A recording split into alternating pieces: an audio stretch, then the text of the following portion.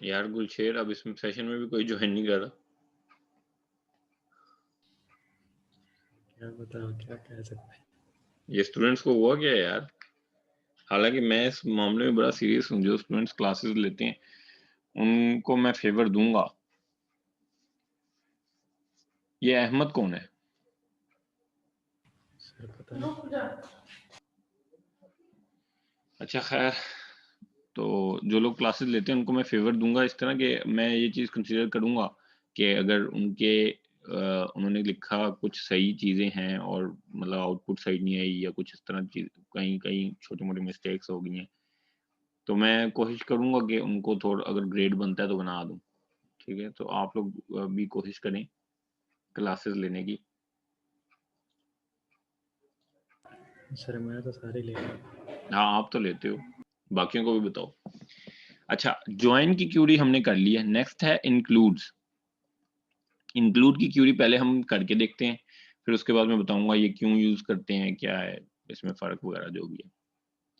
ठीक है, अब ज्वाइन की भी क्यूरी मैं यहाँ से हटा देता हूँ फॉर्म लोड से। अब मैं यहाँ पे लगा देता हूँ इंक्लूड क्यूरी।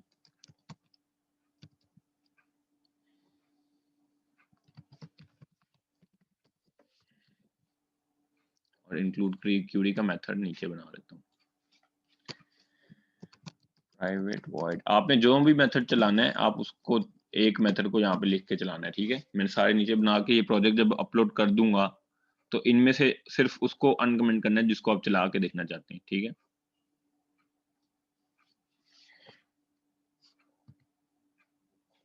मेथड बना के जस्ट कॉल कर लें से। मैंने नीचे मेथड बनाए होंगे इस प्रोजेक्ट में। ये प्रोजेक्ट मैं अपलोड कर दूंगा, आपने सिर्फ यहाँ पे सिलेक्ट करना है कि किसको कॉल करना है। अगर आप इंक्लूड वाले को कॉल नहीं करना चाहते तो इंक्लूड वाले को कमेंट करके ज्वाइन वाला खोल दें, ज्वाइन वाला चल पड़ेगा। ठीक है, ठीक। यहाँ पे एक नई चीज मैं यूज करता हूँ, यूजिंग। यूजिंग क्या करता है, कोई भी रिसोर्सेज वगैरह उनको खुद से मैनेज करता है। स्टूडेंट्स डीबी, यार खुद ही से लिख देता है, escape. Students DB is equal to new students DB entities.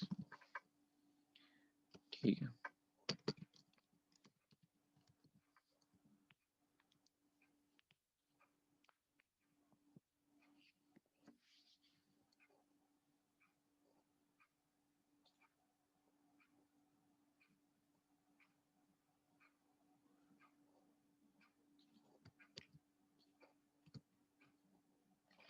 यहाँ पे ऊपर वो तो बनाया नहीं वेरिएबल।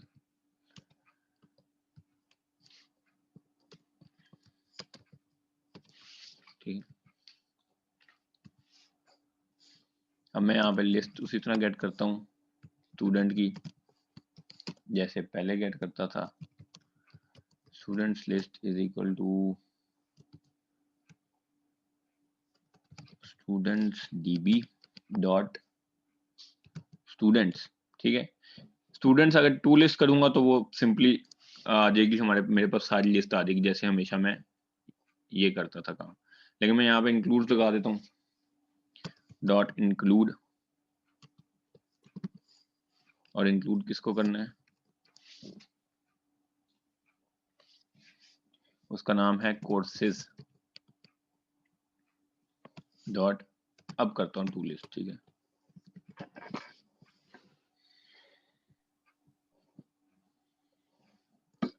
अब एक क्यूरी बनाता हूँ, is equal to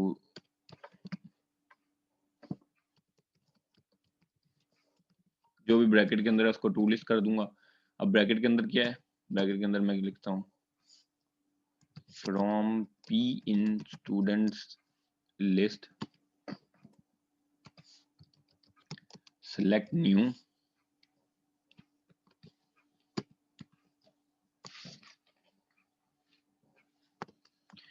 p dot name.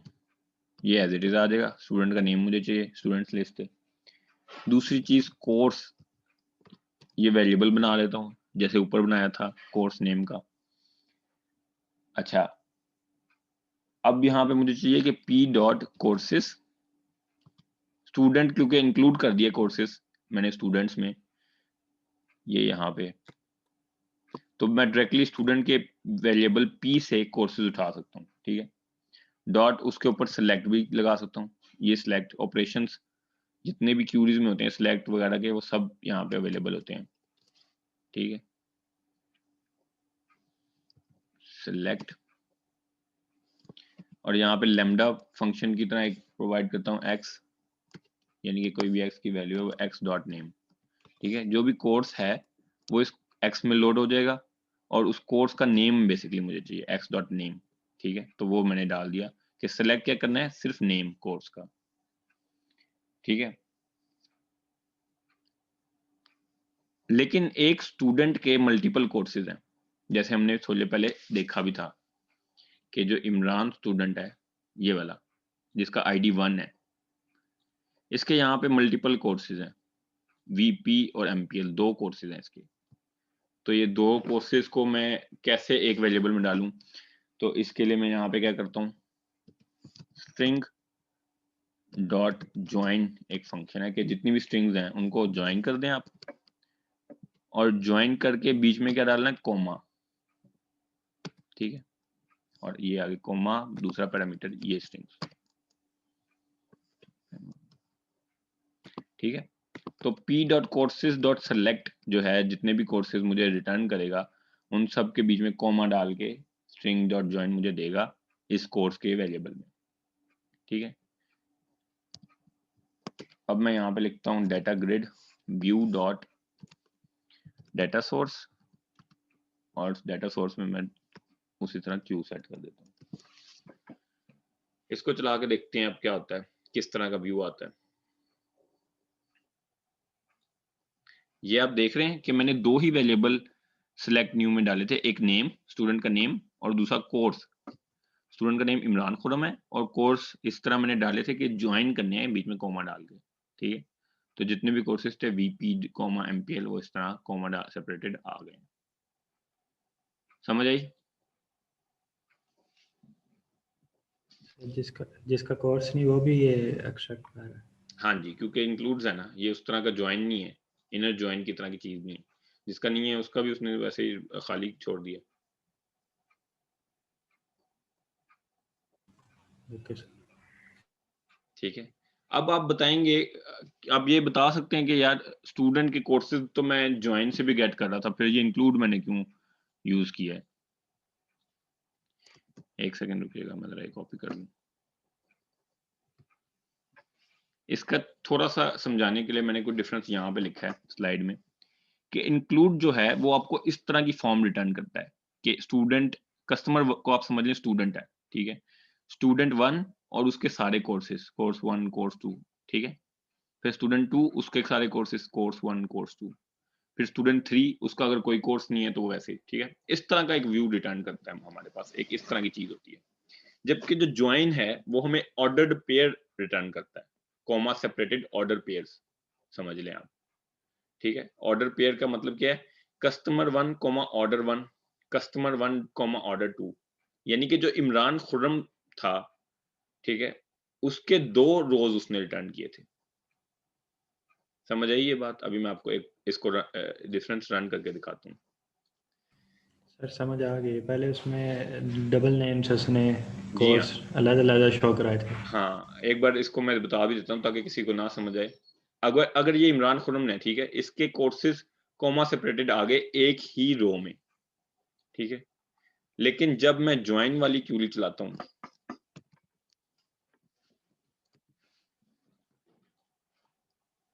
तो ये इमरान खुर्रम ऑर्डर पेयर में थे और उन दोनों के अलग अलग रोज बन के आए हैं, ठीक है, वीपी और एमपीएल, ठीक है। तो ये एक डिफरेंस है कि वो ऑर्डर पेयर होते हैं। यहाँ पे जैसे लिखा हुआ है कि ज्वाइन में कस्टमर 1 के 2 बल्कि 3 रिकॉर्ड्स आ रहे हैं, ठीक है। जितने भी रिकॉर्ड्स थे उसके 3 आ रहे हैं। अगर स्टूडेंट इमरान खुर्रम है उसके 2 रिकॉर्ड्स आ रहे होंगे, जबकि इंक्लूड में रिकॉर्ड उसका एक ही होगा। इमरान खुर्रम के अंदर कोर्सेज ज्यादा हो सकते हैं, 1 2, ठीक है। इस तरह का एक डिफरेंस है इन दोनों के बीच में।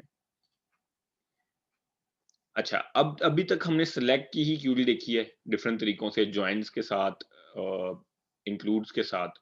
और अगर सिंपल बात कर लें डाटा मॉडल के, पहले जो हमने सिंपल लिंक्स चलाई एक अरे पे, तो उसमें वेयर लगाना भी सीख लिया था। अब अपडेट करना सीखते हैं कि हमने डेटाबेस गेट तो कर लिया, अपडेट कैसे करना है।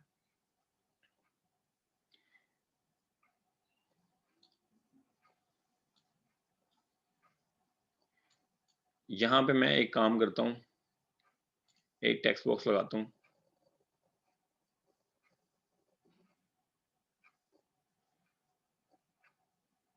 वो क्या होता है टेक्स्ट बॉक्स, किस नाम से होता है? ये रहा टेक्स्ट टेक्स्ट बॉक्स बॉक्स। के नेम से था। हाँ ठीक है, मैं तो थोड़ा सा थका हुआ हूँ, आप लोग भी बिल्कुल सो रहे हैं।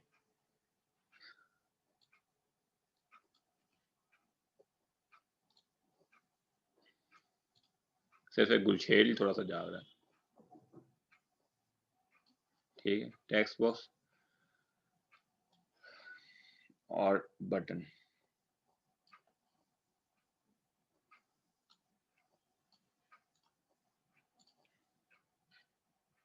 बल्कि टेक्स्ट बॉक्सेस 2 लगा लेता हूँ।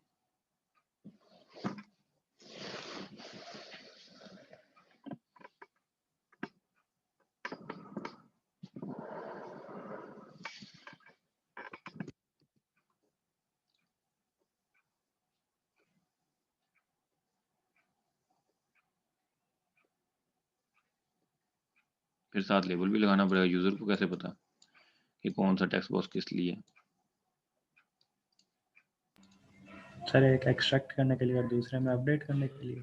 नहीं नहीं, एक में मैं डालूंगा कि आईडी डालो स्टूडेंट की जिसको अपडेट करना है, और दूसरे में मैं डालूंगा नेम कि किस नया नेम उसका क्या रखना है। ठीक। ये मैं कहता हूँ आईडी, लेकिन यूजर फ्रेंडली हमेशा बनानी चाहिए ना। आपको तो बता दी मैंने ये बात, लेकिन चीज फिर भी यूजर फ्रेंडली बनानी है।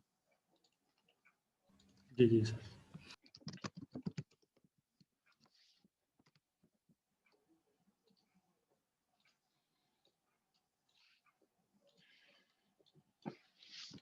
अपडेट, ठीक है। इस बटन के पीछे एक डबल क्लिक करेंगे तो इसका क्लिक इवेंट खुल जाएगा।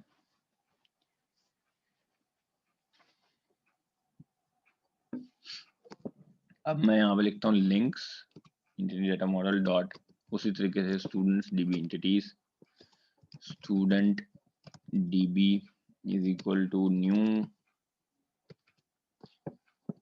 स्टूडेंट्स डीबी इंटिटीज, इस तरह भी लिख सकता हूँ। ठीक है, और यहाँ पे भी वो डाल सकता हूँ नेम स्पेस लिंक्स इंटिटी करके जो भी। ठीक है, फिलहाल मैं ऐसे ही लिखता हूँ।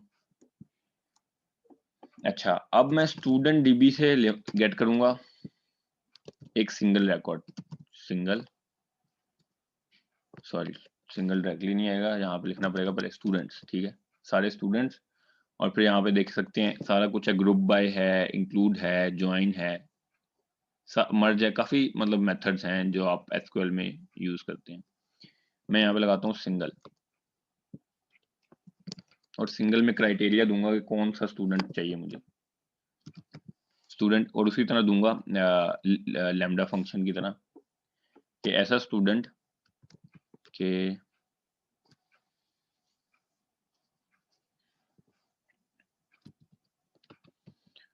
स्टूडेंट डॉट आईडी जिसका है वो टेक्स्ट बॉक्स 1 डॉट टेक्स्ट के बराबर हो। सर ये सिंगल क्या करता है? सिंगल एक सिंगल आइटम रिटर्न करेगा, एक कोई भी जिसको कहते हैं ना एसक्यूएल में लगाते हैं ना सेलेक्ट टॉप 1, तो वो टॉप एक पहला आइटम दे देता है।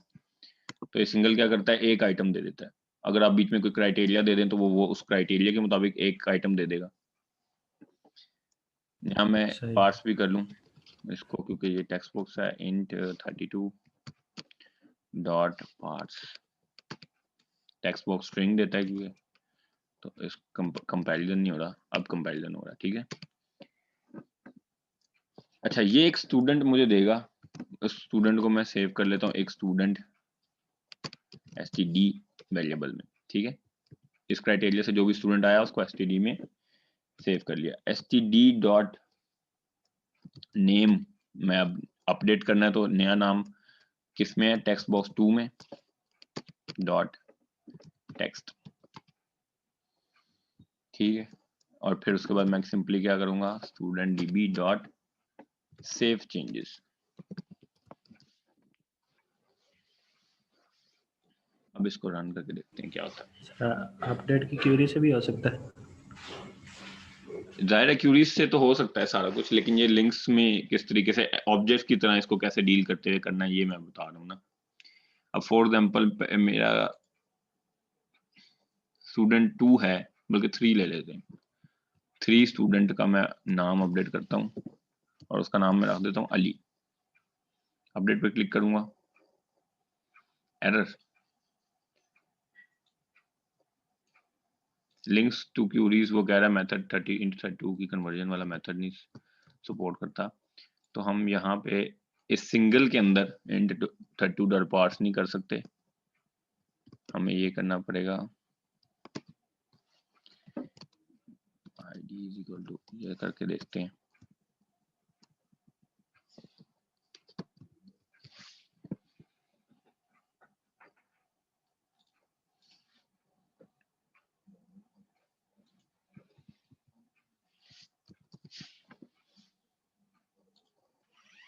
अपडेट क्लिक कर दिया, लेकिन अपडेट पे मैंने अपडेट किया है, टेबल ऊपर से रिफ्रेश नहीं किया, तो अब ऊपर टेबल रिफ्रेश नहीं हुआ, ठीक है। मुझे रीलोड दोबारा से करना पड़ेगा उसको। फिलहाल मैं डेटाबेस में जाकर सिर्फ देख लेता हूँ। जैसे ही दोबारा एग्जीक्यूट की, नाम अपडेट हो गया, अली हो गया, ठीक है, सही हो गया। ओके सर, जी सर, ठीक। अब एक और चीज थोड़ी सी मैं बता देता हूँ। अपडेट के बाद डिलीट और इंसर्ट की क्यूरीज भी हैं, उनका यहाँ पे कोड वैसे तो लिखा हुआ है। डिलीट में क्या करना है, उसी तरह सिंगल करना है, लेकिन एंड पे सेव चेंजेस की बजाय डिलीट ऑब्जेक्ट करके उसको डिलीट कर देना, ठीक है। ठीक है गुलशेर, समझ आइए। जी जी सर, समझा। तुम ही रिस्पॉन्ड कर रहे हो तो मैंने तो सोचा तुमसे ही पूछ लूं। इंसर्ट जी सर, करना आ है, रही। चलो गुड यार, चला।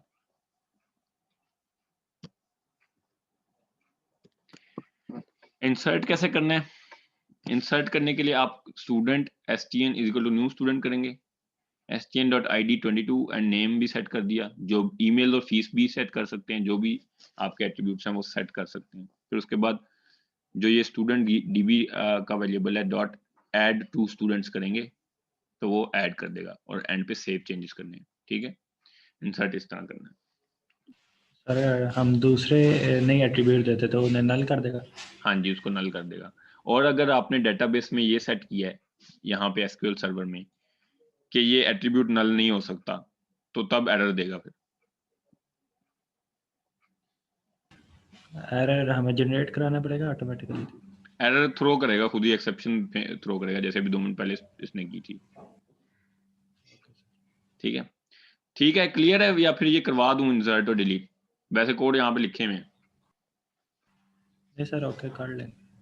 ठीक है। ये मैंने खुद से कोड लिखे हैं, तो ये इसी स्टूडेंट और कोर्सेज के टेबल से रिलेटेड ही ये कोड्स हैं, ये चल जाएंगे। अगर मैं अभी डायरेक्टली यहाँ पे लिखता हूँ तब भी ये चल जाएंगे, ठीक है। अगर ये इनमें कोई एरर या मसला आता है आपको, तो आप वो मुझसे बाद में भी पूछ सकते हैं, ठीक है। Okay sir. अब एक काम करें, फटाफट से कोर्सेज का टेबल बनाएं।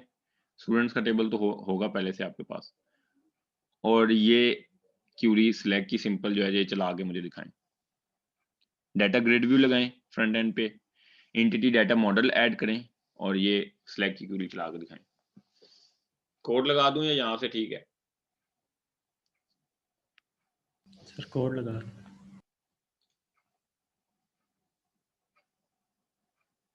ये लें जी, सिलेक्ट की क्यूरी ये है।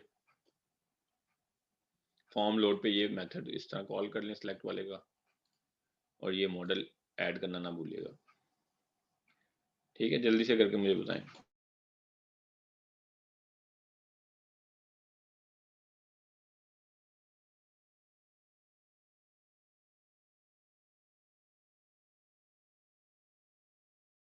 अच्छा, एक बात मैं आपको लोगों को बताना भूल गया कि लिंक्स की जो है ये इंपोर्ट पहले से हुई होती है, ठीक है।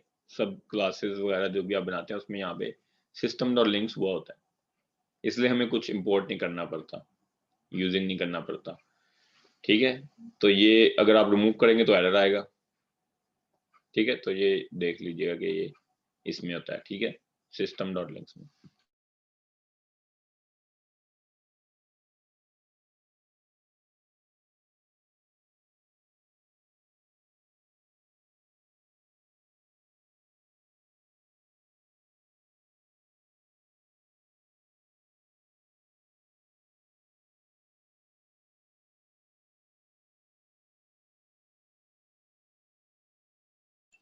अच्छा, एक और चीज के लिंक्स टू एसक्यूएल जो होती है, जो कि मैंने आपको बताया कि माइक्रोसॉफ्ट ने सपोर्ट खत्म कर दी है उसकी, वो डायरेक्टली एसक्यूएल में क्यूरीज आप बना रहे होते हैं, मतलब यहाँ पे आप लिंक की क्यूरी बनाते हैं, वो डायरेक्टली एसक्यूएल में चलती है, ठीक है। लेकिन यहाँ पे हमने एक एम्प्टी नहीं बल्कि एक डाटा मॉडल जनरेट किया था, ठीक है, जिसमें डेटाबेस की भी डिटेल्स दी थी, कनेक्शन स्ट्रिंग, ठीक है। तो ये डाटा मॉडल में इंटिटीज बन गई हैं वो सारे टेबल्स की, ठीक है। अगर मैं इसको खोलूं तो ये इंटिटीज बन चुकी हैं, ठीक है। ये इंटिटीज हैं, ये आप लेफ्ट से देख सकते हैं, ये इंटिटी है। इसको ड्रैग एंड ड्रॉप करेंगे तब भी ये इंटिटी बनेगी इस तरह, ठीक है। तो ये इंटिटी बन चुकी है, ठीक है, हर टेबल की एक एक इंटिटी बन चुकी है, तो ये इसलिए इंटिटी डाटा मॉडल है, ठीक है। Okay.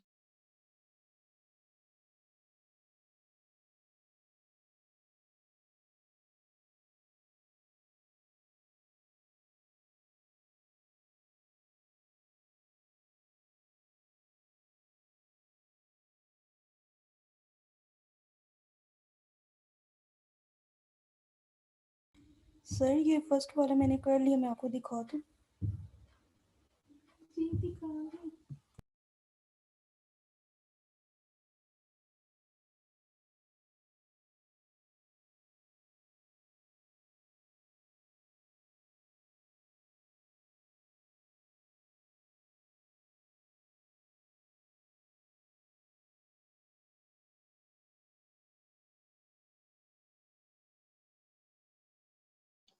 अच्छा, किसी का कोई सवाल है तो पूछ सकते हैं।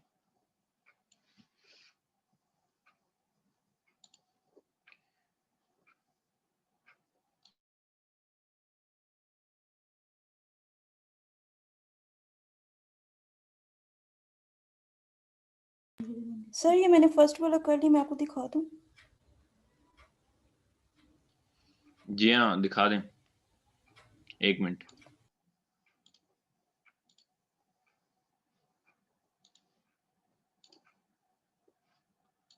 चलें दिखाएं।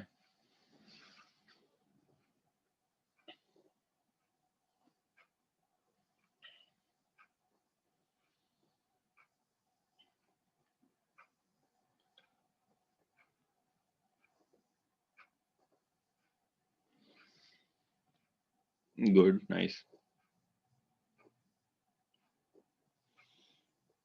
पैकेज और यूजर आपने वो इंटरनेट प्रोवाइडर वाली एग्जांपल पे किया, सही है, ठीक है। Yes sir. चलें, गुड, ठीक है, बाकी भी आगे करें।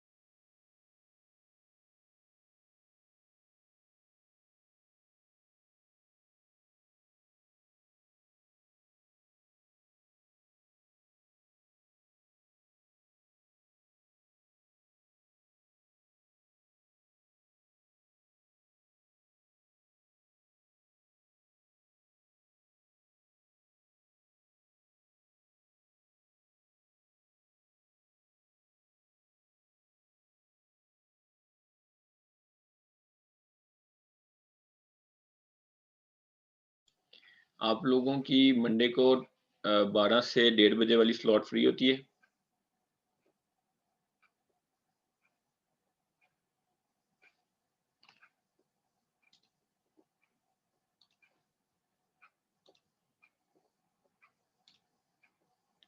कोई सर स्टूडेंट? देख के बताता हूँ।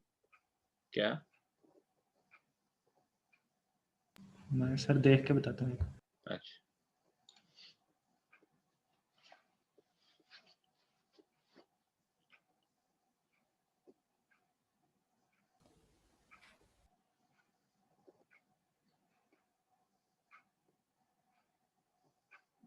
सर उस टाइम पे क्लास है।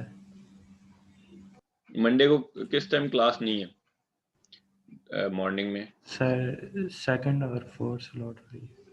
2 से 4 यार मुश्किल हो जाएगी। कल कल किस टाइम आप फ्री? नहीं नहीं, कल भी नहीं रख सकता। फ्राइडे कल यार। मंडे को और कोई नहीं है 2 बजे से पहले पहले?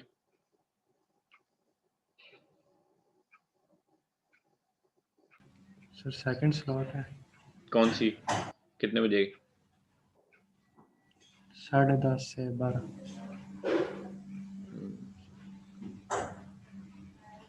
और वेडनेसडे को 2 से पहले कोई कौन सी स्लॉट्स हैं?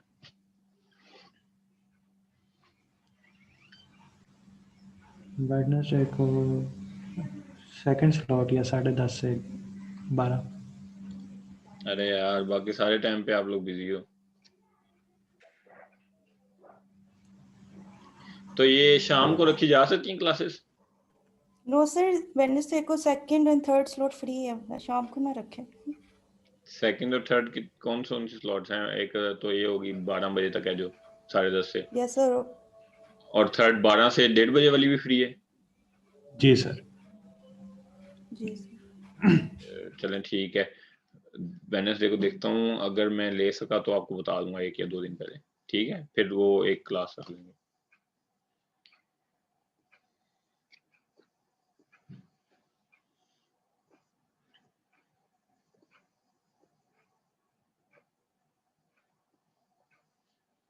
सर हमारा कितना कोर्स टैग है? अब तो हमने काफी पढ़ लिया है। कोर्स में आपको कोर्स आउटलाइन दिखा देता हूँ।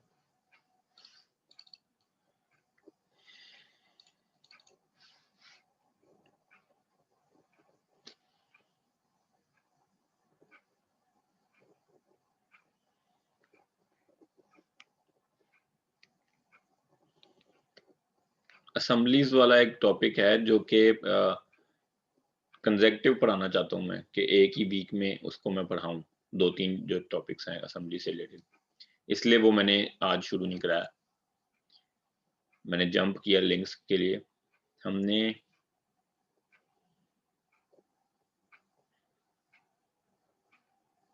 यहां तक पढ़ा, repeaters, list view, form view, ठीक है। इसके बाद एक टॉपिक है स्टोर्ड प्रोसीजर्स, जो कि इस पढ़ाने की जरूरत ही नहीं है। स्टोर्ड प्रोसीजर्स विंडोज फॉर्म में मैंने आपको पढ़ाए हैं और एग्जैक्टली उसी तरह यूज होते हैं, कोई फर्क नहीं है वेब में भी, ठीक है। मास्टर पेजेस वाला एक टॉपिक है, और उसके बाद ये टॉपिक्स हैं, ये दो, जो कि कंसेक्टिव पढ़ाना चाहता हूँ मैं एक ही वीक में, जो मैंने इस वीक में पढ़ाने थे, लेकिन एक क्लास क्योंकि मैंने ली नहीं, तो इस वजह से ये मैंने स्किप किया। और लिंक्स वाला पढ़ा दिया मैंने, creating and using entity data model, curing data by using links, updating data by using links, ये मैंने पढ़ा दिया आज, ठीक है। एक ये रह गया मास्टर पेजेस, एक ये असेंबलीज वाले 2 टॉपिक्स, और एक ये नेटवर्क प्रोग्रामिंग। ये 3-4 टॉपिक्स रह गए बस, ठीक है। इसके अलावा और भी बहुत सारी चीजें, अगर आप लोग इंटरेस्टेड हुए मैं आगे भी पढ़ा सकता हूँ, क्लासेस हैं हमारे पास, लेकिन मुझे नहीं लगता आप लोग इंटरेस्टेड होंगे। सर है इंटरेस्ट। अच्छा, सबको नहीं है ना, क्लास में ही नहीं आते लोग यहाँ पे।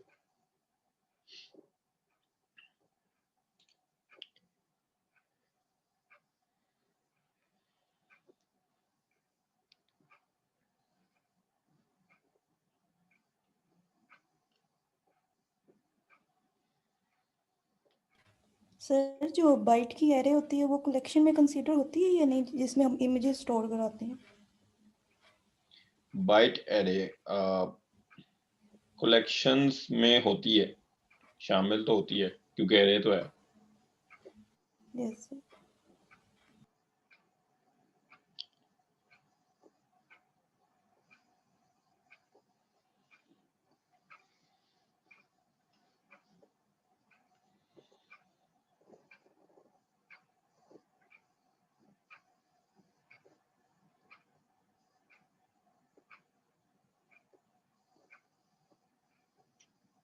असाइनमेंट भी नहीं दी मैंने इस वीक, है ना?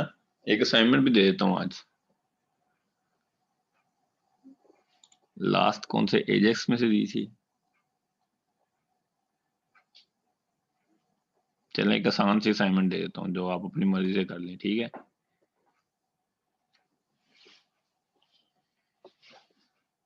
क्या लिस्ट व्यू वाली देंगे? वह किस में से क्या कह रहे हैं आप? List view repeaters. नहीं, मैं तो सोच रहा हूँ एक आसान सी असाइनमेंट दे देता हूँ, कोई वेब सर्विस बना दें अपनी मर्जी से आप, अच्छी सी। ठीक है, आसान असाइनमेंट भी होनी चाहिए एक दो। फिर स्टूडेंट कहते हैं सर आप बहुत असाइनमेंट देते हैं। ये नहीं देखते कि इतनी आसान भी तो देते हैं, और इस तरह की देते हैं कि जो जैसे विंडोज फॉर्म्स में आपने जो यूज किए थे इंटरनेट प्रोवाइडर, वो सेम वही चीजें उठा के ADO.NET के कोड इधर डालने थे वेब में, सिर्फ पेजेस डिजाइन करने थे, और बाकी बैक एंड कोड सेम वहां से उठा के इधर डालना था। अगर आप थोड़े से भी समझदार होते ना तो ये 5 मिनट की या 10 मिनट की असाइनमेंट होती,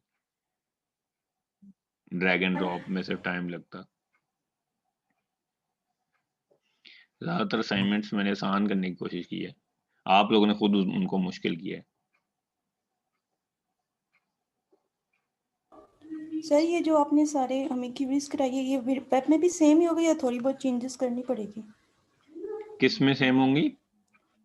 सर मैं कह रही हूँ जो आज आपने क्यूरी कराई है ना लिंक्स की, जी जी, सर सर ये वेब में अगर हम इम्प्लीमेंट करें उसमें भी सेम ही प्रोसीजर होगा सेम या होगा, फिर थोड़ी बहुत चेंजेस करनी पड़ेंगी? सेम ही होगा, ये सारी चीजें सेम ही होती हैं। यहाँ पे उसका वेब का ग्रिड भी होगा, उसमें सेट कर दीजिएगा, सेम चीज है, उसमें कर लें बेशक।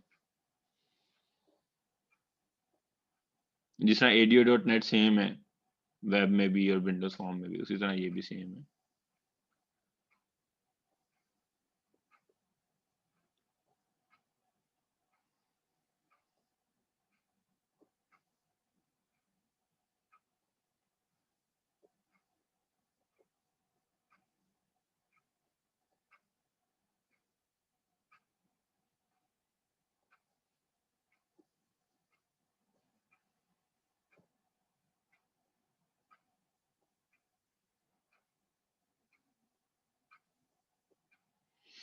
इसमें वैसे मेरी कोशिश ये होती है कि मैं आप लोगों को खोल के दिखाऊं हर चीज को, और कॉन्सेप्ट आपका क्लियर करूं। जैसे ये आप देख सकते हैं कोर्सेज का मेथड है जो हमने यहाँ वहाँ पे यूज किया, स्टूडेंट्स का मेथड यहाँ पे है जो हमने वहाँ पे यूज किया, ठीक है?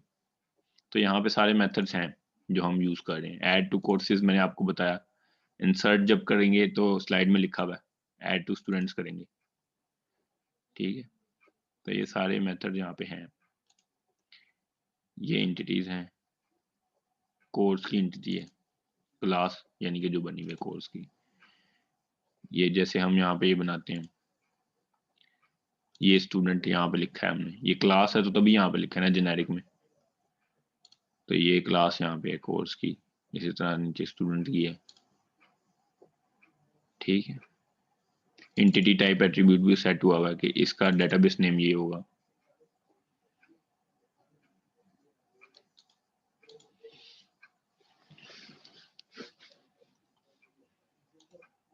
इन चीजों को आप खुद भी खोल के देखा करें, जितनी भी फाइल आपके प्रोजेक्ट में जनरेट हो रही होती हैं, इन सब फाइल्स को खोल के देखा करें, आपके काफी कॉन्सेप्ट क्लियर होंगे कि ये कैसे सारा कुछ चल रहा है, ये कहाँ पे हैं ये चीजें पड़ी हुई, ठीक है? ये सारी फाइल्स आपके प्रोजेक्ट में जो भी है ना फाइल्स, एक अच्छा डेवलपर वही है जिसको सारी फाइल्स का पता हो कि प्रोजेक्ट में मेरी फाइल है कौन सी, क्या किस किस मकसद के लिए, एटलीस्ट मकसद पता हो, बेशक उसके अंदर की सारी चीजें ना पता हो, ठीक है? तो पता होना चाहिए कि ये चीज क्यों है, ये क्यों है। कोई आपका प्रोजेक्ट है तो कोई आपसे पूछेगा ये क्यों है, तो आपको अपने प्रोजेक्ट का ही नहीं पता हो, वो कहेगा यार इसको तो आता ही कुछ नहीं, पता नहीं कैसे ये चला रहा है प्रोजेक्ट को।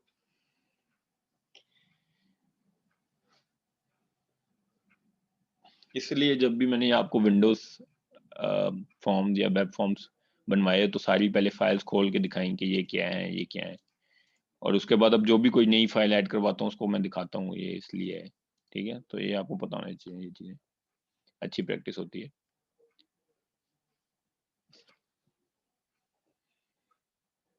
ठीक है जी, टाइम हो गया, आप लोग जाना चाहें तो जा सकते हैं, बल्कि जाना क्या चाहें चले ही जाएं, मैं बंद कर देता हूँ मीटिंग। Okay sir. ठीक है, एक आसान से असाइनमेंट मैं डाल देता हूँ आज, वो आप कर लीजिएगा। आसान सी होगी इसलिए टाइम की भी ज़्यादा ज़रूरत नहीं होनी चाहिए आपको। बस ये है कि कोई अच्छी सी वेब सर्विस बनाइएगा जो कि इंटरेस्टिंग हो। आसान सी, ये नहीं कि ऐड सब्ट्रैक्ट की इस तरह की बेसिक सी हो, आसान सी वेब सर्विस नहीं बनानी, कोई अच्छी सी सोच के बनाइएगा किसी अच्छे अच्छे टास्क के लिए हो। ठीक है, अगर आप चाहें तो ये भी कर सकते हैं कि डेटाबेस से डाटा लाने के लिए भी कोई वेब सर्विस हो, लेकिन ये एक आइडिया मैंने आपको दिया, ये सारे स्टूडेंट्स ये नहीं करें। ठीक है, अपना अपना डिफरेंट डिफरेंट आइडिया लेके आए कोई। ठीक है, चलें जी, ओके सर। अल्लाह हाफिज़। हाफिज़ सर।